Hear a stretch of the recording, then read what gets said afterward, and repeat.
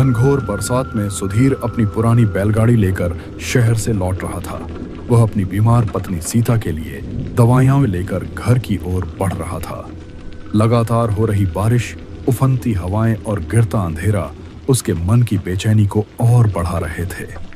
आसमान में काले बादलों की मोटी परतें उमड़ घुमड़ कर गरज रही थीं, मानो किसी भी क्षण धरती पर टूट पड़ेंगी। जब जब बिजली आकाश को चीरती, पूरा जंगल पल भर के लिए सफेद उजाले में नहा उठता और अगले ही क्षण पहले से भी अधिक भयावह अंधकार में डूब जाता। शाम पूरी तरह ढल चुकी थी और अंधेरा तेजी से चारों ओर फैल रहा था। तेज हवा पेड़ों को बेरहमी से झकझोर रही थी, जैसे वे किसी अनदेखे डर से तड़प रहे हों। सूखे पत्तों की सरसराहट किसी छुपी हुई परछाई की चाल जैसी प्रतीत हो रही थी।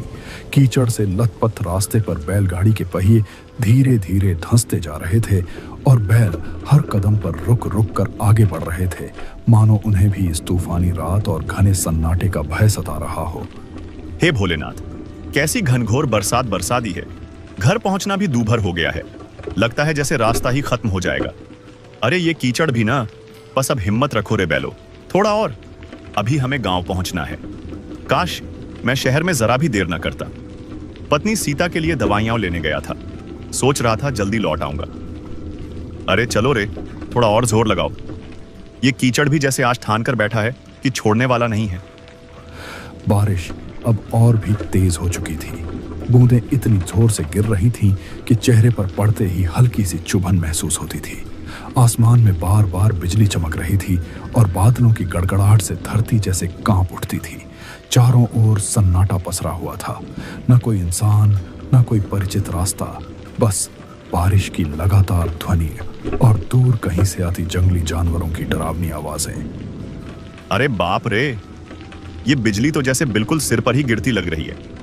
शहर की वो रोशनी और हलचल अब किसी सपने जैसी लग रही है। यहां तो बस डर ही डर है। चारों तरफ सन्नाटा और ऊपर से ये तूफान।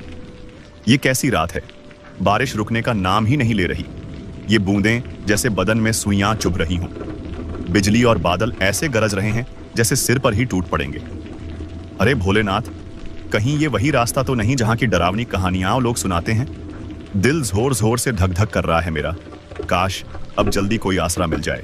सुधीर का दिल जोर जोर से धड़कने लगा।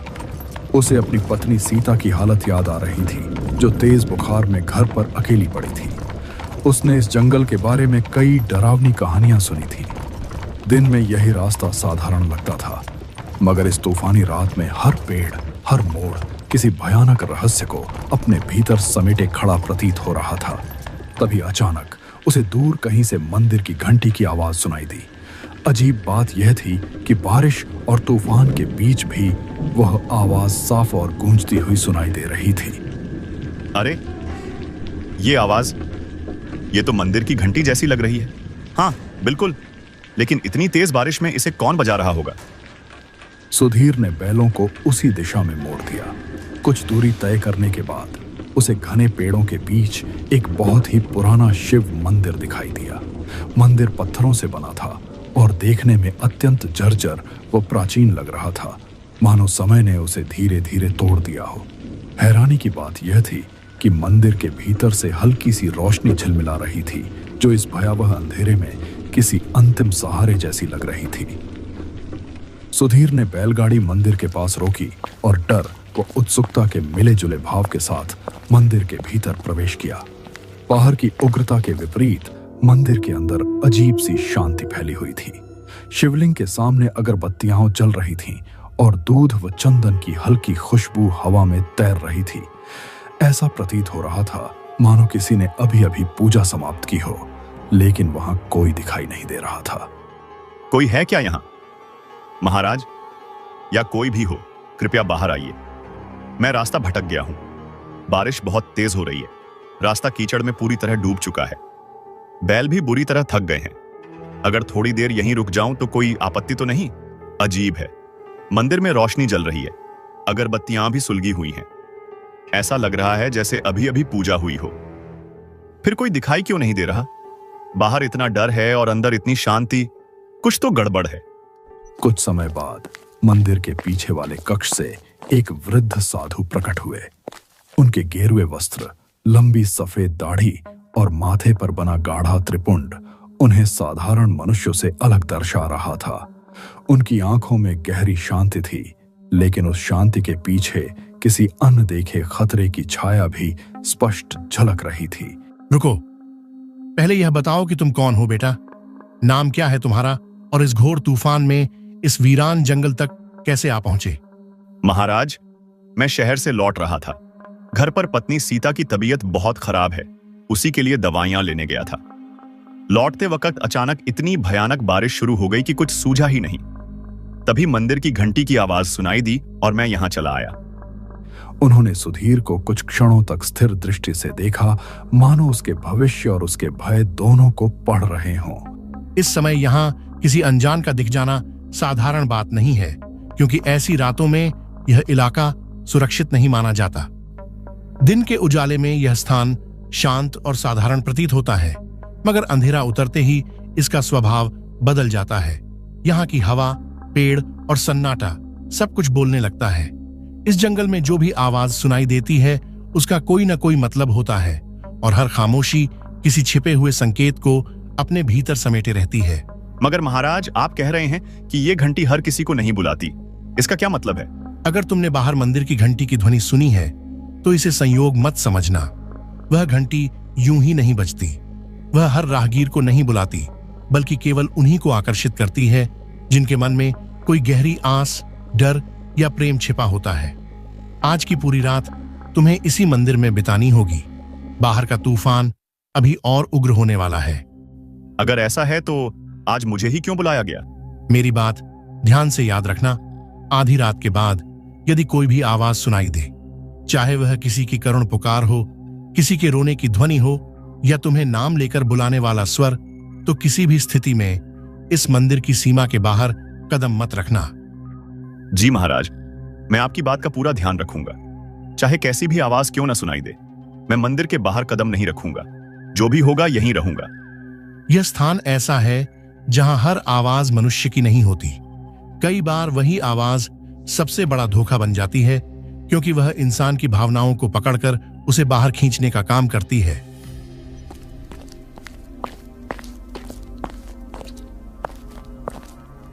सुधीर को मंदिर के एक कोने में बैठने दिया गया।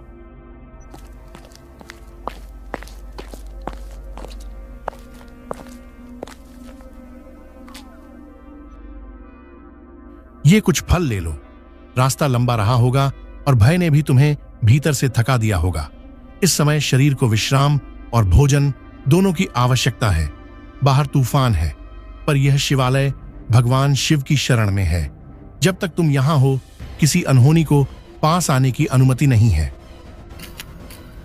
कुछ देर बाद फल और पानी से उसकी थकान कुछ कम हुई। उसे एक पुरानी चटाई और कंबल दिया गया ताकि वह रात वहीं बिता सके।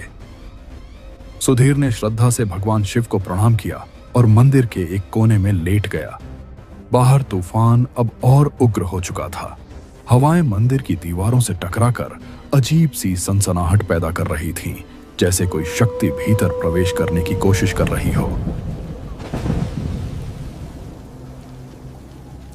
सुधीर की आंखें बंद होने ही वाली थीं कि अचानक उसे एक अजीब सी आवाज सुनाई दी। पहले वह बहुत धीमी थी, फिर धीरे धीरे स्पष्ट होती चली गई। सुनिए, बाहर आ जाइए, मैं यही खड़ी हूं। वह चौंक कर उठ बैठा। चारों ओर सन्नाटा था, लेकिन वह आवाज अब साफ सुनाई दे रही थी। डरने की कोई बात नहीं है, मैं हूं आपकी सीता। आप इतनी देर तक लौटे नहीं तो मन घबरा गया। आपको ढूंढते ढूंढते यहाँ तक आ गई हूँ। वह आवाज उसकी बीमार पत्नी सीता जैसी लग रही थी। वही स्वर, वही कमजोरी और वही पीड़ा। अजी सुनिए ना, बस एक बार बाहर आ जाइए। देखिए, मैं आपको ही बुला रही हूँ। मेरे पास आ जाइए। मेरी आवाज पहचानते हैं ना? जरा ध्यान से सुनिए, मैं सिर्फ आपके लिए आई हूँ। सुनिए, मेरी बात सुनिए। मैं बहुत बड़ी मुसीबत में फंस गई हूँ। कोई मुझे यहाँ से निकाल ले, नहीं तो शायद मैं बच नहीं पाऊंगी। आप तो हमेशा मेरे सहारे रहे हैं ना, मेरे भरोसे। बस एक बार बाहर आ जाइए, मुझे आपकी बहुत जरूरत है। देखिए, मैं यही इस मंदिर के बाहर खड़ी हूँ। ठंडी बारिश में भीग रही हूँ। जल्दी आइए, मुझे बचा लीजिए। सुधीर का दिल जोर से धड़कने लगा। उसके भीतर डर, चिंता और बेचैनी एक साथ उमड़ पड़े।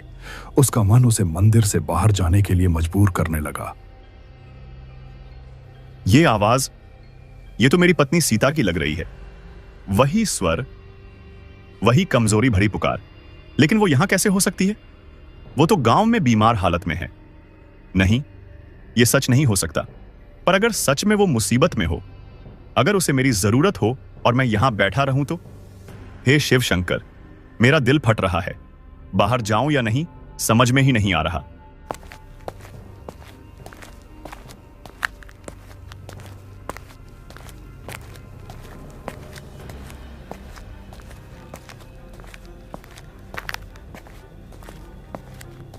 वह उठकर दरवाजे की ओर बढ़ा ही था कि अचानक किसी ने उसका हाथ पकड़ लिया।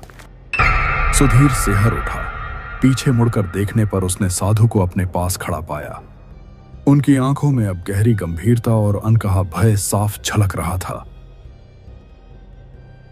ठहरो बेटा, एक कदम भी आगे मत बढ़ाना। मैंने पहले ही चेतावनी दी थी कि बाहर से आने वाली आवाजें इंसानों की नहीं होती। चाहे वह आवाज तुम्हारी पत्नी सीता की ही क्यों न प्रतीत हो, वह वास्तविक नहीं है। महाराज, वो आवाज बिल्कुल मेरी पत्नी जैसी ही थी। वही मुझे पुकार रही थी, कह रही थी कि उसे बहुत दर्द हो रहा है। अगर सच में वो है तो मैं उसे ऐसे कैसे छोड़ दूं? महाराज, कृपया मुझे छोड़ दीजिए। वो मेरी पत्नी है, उसकी आवाज मैं कैसे नहीं पहचानूंगा? आप नहीं समझ रहे? अगर वो सच में मुसीबत में हो और मैं यहां रुका रहा तो मैं जिंदगी भर खुद को माफ नहीं कर पाऊंगा। यह वही छाया है जो इंसान के मन को पढ़ लेती है। यह उसी व्यक्ति का स्वर धारण करती है जिसके लिए दिल में सबसे गहरा प्रेम और चिंता छिपी होती है। यह जानती है कि तुम्हारे हृदय में अपनी पत्नी के लिए कितना लगाव है, इसीलिए उसी के रूप और आवाज में तुम्हें बाहर बुला रही है। इस छल में पहले भी कई यात्री फंस चुके हैं। जो एक बार उसकी ओर बढ़ा वह फिर कभी लौटकर नहीं आया। बाहर से आती वह आवाज और भी तेज हो गई थी, जिसमें अब रोने की करुण ध्वनि घुल चुकी थी। सुनिए, आप मुझे सुन क्यों नहीं रहे? क्या मेरी आवाज आप तक नहीं पहुंच रही? मैं बहुत दर्द में हूँ। मैं आपकी पत्नी हूँ। देखिए, यही बाहर खड़ी हूँ। बारिश से पूरा शरीर कांप रहा है। बहुत ठंड लग रही है। मुझे अकेला मत छोड़िए। बस एक बार बाहर आ जाइए। अगर आप नहीं आए तो शायद मैं बच नहीं पाऊंगी। सुनिए, सुनिए ना जी। वो मुझे पुकार रही है महाराज, बार बार पुकार रही है। मेरा मन मुझे चैन से बैठने नहीं दे रहा। मुझे उसके पास जाना ही होगा। याद रखना, अगर तुम इस मंदिर की सीमा से बाहर गए तो तुम्हारा नाम भी उन्हीं खोए हुए लोगों में जुड़ जाएगा। सुधीर भीतर से टूट रहा था, मगर वह आगे बढ़ नहीं पा रहा था। साधु ने उसे भीतर खींच लिया और शिवलिंग के सामने बैठकर मंत्र जाप आरंभ कर दिया। एवं त्र्यंबकम यजामहे सुगंधिं पुष्टिवर्धनम, एवं नमः काल भैरवाय, एवं हौं जूं सह रुद्राय नमः। हर हर महादेव, रक्षामि रक्षामि महाकाल देव।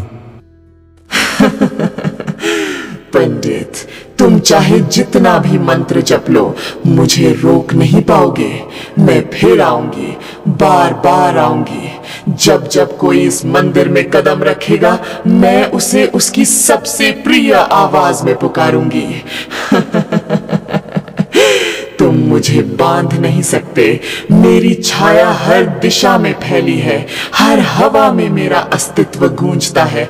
मैं हर जगह हूं। मुझे कोई नहीं बांध सकता पंडित। मंत्रों की गूंज पूरे मंदिर में यजामहे फैल गई। सुगंधिं दीपक की लौ तेजी से पुष्टिवर्धनम, कांपने लगी एवं और नमः दीवारों काल पर भैरवाय, अजीब सी परछाइयां एवं हौं उभरने जूं लगी। सह रुद्राय पूरा नमः। वातावरण हर हर रहस्य और महादेव, भय से भर रक्षामि गया। रक्षामि महाकाल धीरे-धीरे देव। बाहर की आवाज कमजोर पड़ने लगी। कुछ समय बाद वह पूरी तरह शांत हो गई। अब केवल बारिश की थमी हुई आवाज शेष रह गई थी। अब भय को अपने मन में मत बसाओ बेटा, वह शक्ति पीछे हट चुकी है। इस मंदिर की रक्षा स्वयं भोलेनाथ करते हैं। तुम निश्चिंत होकर विश्राम करो। मैं यहीं पास बैठकर जागता रहूंगा। सुबह जब तुम बाहर देखोगे तो जमीन पर बने निशान तुम्हें सब कुछ बता देंगे। सुधीर पूरी रात भय और चिंता के बीच जागता रहा। जब सुबह की पहली किरण मंदिर के भीतर पहुंची तो वह बाहर निकला। बारिश थम चुकी थी, लेकिन मंदिर के चारों ओर जमीन पर अजीब पैरों के निशान बने हुए थे, जैसे कोई अनजानी शक्ति पूरी रात वहां घूमती रही हो।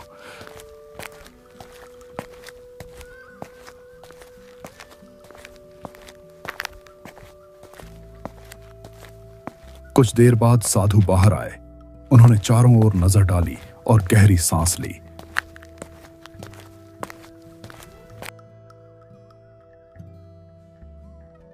महाराज, ये छाया आखिर है कौन?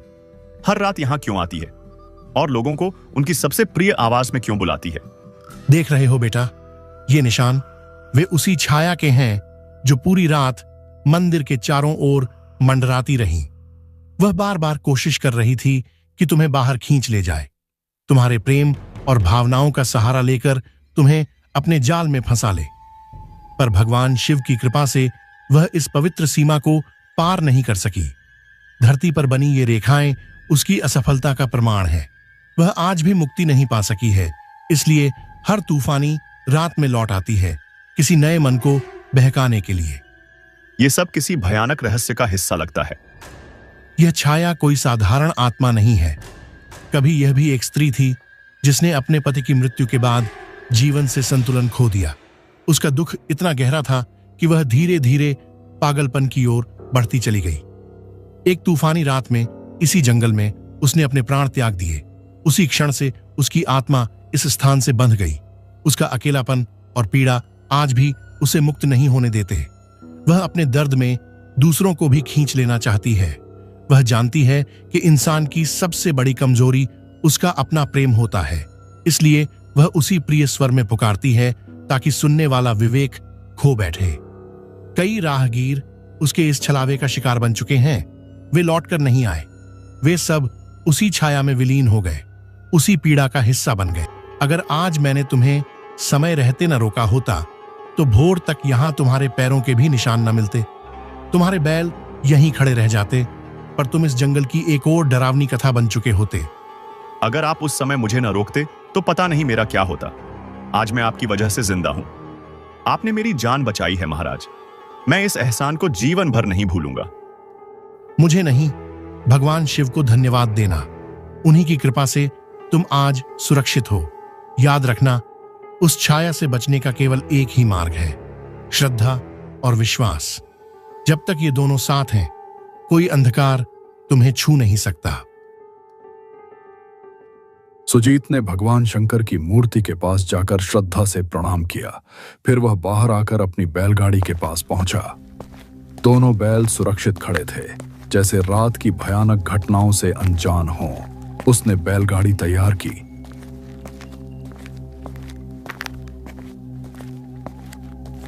साधु महाराज को अंतिम प्रणाम किया और वहां से रवाना हो गया।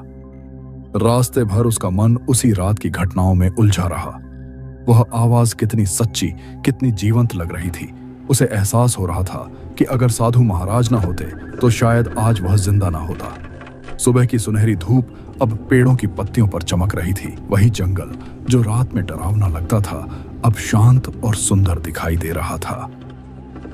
पक्षी मधुर स्वर में चहचहा रहे थे और हवा में एक नई ताजगी घुली थी। कैसी रात थी वो आवाज कितनी सच्ची लगी थी। अगर साधु महाराज न होते तो आज मैं शायद जिंदा न होता। भगवान शिव और महाराज का ही आशीर्वाद है कि मैं बच गया। दोपहर तक सुधीर अपने गांव पहुंच गया।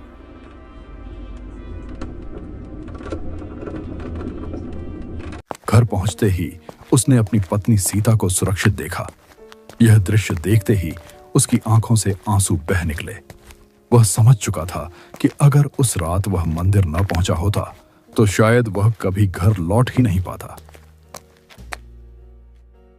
अजी, आपने अपनी ये ऐसी हालत क्यों बना ली है? इतना कांप क्यों रहे हैं? कहीं रास्ते में कुछ अनहोनी तो नहीं हो गई? बोलिए ना, ऐसे चुप क्यों खड़े हैं? आप ठीक तो है ना? सीता, मैं बहुत डर गया था। पूरी रात तुम्हारी आवाज मेरे कानों में गूंजती रही, इतनी सच्ची, इतनी करीब, जैसे तुम सच में मुझे बुला रही हो। मुझे लगा तुम किसी बड़ी मुसीबत में हो। मुझे बहुत घबराहट हो रही है। अजी, आपके हाथ तो बिल्कुल ठंडे पड़ गए हैं। क्या आप डर गई थे? अगर उस रात मुझे रोका न गया होता तो शायद आज मैं तुम्हारे सामने खड़ा भी न होता। भगवान शिव और साधु महाराज के आशीर्वाद से ही मैं बच पाया। रास्ता बहुत मुश्किल था ना, इसलिए ऐसी हालत हो गई है। आइए पहले अंदर चलिए, यहाँ बाहर खड़े रहना ठीक नहीं है। उस घटना के बाद पूरे गांव में यह बात फैल गई कि उस जंगल में रात के समय कोई अनदेखी शक्ति भटकती है। तब से कोई भी अंधेरा होने के बाद उस रास्ते पर जाने की हिम्मत नहीं करता। जो भी भटक जाता उसे उसी शिव मंदिर में शरण लेने की सलाह दी जाती। और सुधीर वह हर महीने मंदिर जाता रहा, मन में श्रद्धा और भय दोनों लेकर, क्योंकि अब वह जान चुका था कि हर आवाज सच्ची नहीं होती और हर पुकार का उत्तर देना कभी कभी इंसान को उसकी जिंदगी से दूर ले जाता है।